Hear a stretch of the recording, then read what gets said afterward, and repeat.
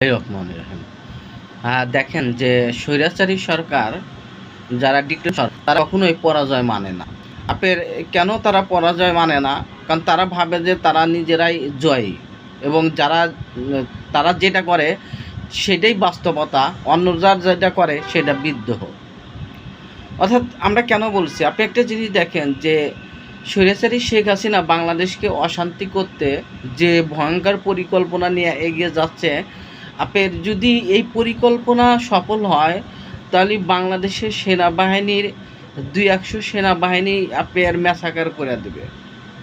এবং যদি আপনার ক্ষমতা পায় রাজনীতিক এবং যারা বিরোধী দলের রাজনীতিক আছে, বিএনপি, জামাত ইসলাম বা আপনার তাদেরকেও অশান্তি তৈরি করবে। কেন বলছি, আপনি একটা জিনিস লক্ষ্য করুন, শেখ হাসিনাকে চিনতে গেলে শেখ হাসিনার মতিয়ার রহমানকে চিনতে হবে। মতিয়ার রহমান রেন্টুকে, মতিয়ার রহমান রেন্টু শেখ মুজিবুর রহমান বাংলাদেশের একজন মহান নেতা। শেখ মুজিবুর রহমানের সাবেক পিএস এবং শেখ হাসিনার সাবেক পিএস। অর্থাৎ আপনি যখন কোনো মানুষের সত্য জানতে চাবেন তার বাড়ির কাছে এবং যারা সবসময় যার সাথে থাকে তাদেরকে আপনি প্রশ্ন করবেন, তাহলে বাড়িওয়ালার সম্বন্ধে বাড়িওয়ালার ঘরের মানুষ সবচাইতে বেশি জানে।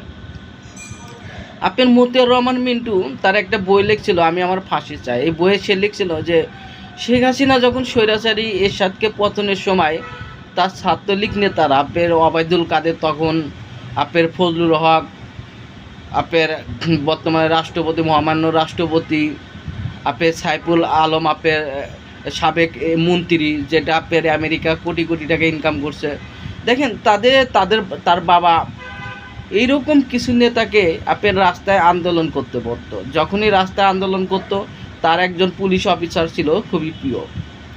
সে তখন আন্দোলন করার পরে ওই ছাত্র নেতাদের উপরে ওই পুলিশ অফিসার গুলি চালায়। পুলিশ অফিসার গুলি চালালেই সেই দিন আপনার 1990 সেপ্টেম্বর মাস একজন শহীদ হয় স্টুডেন্ট।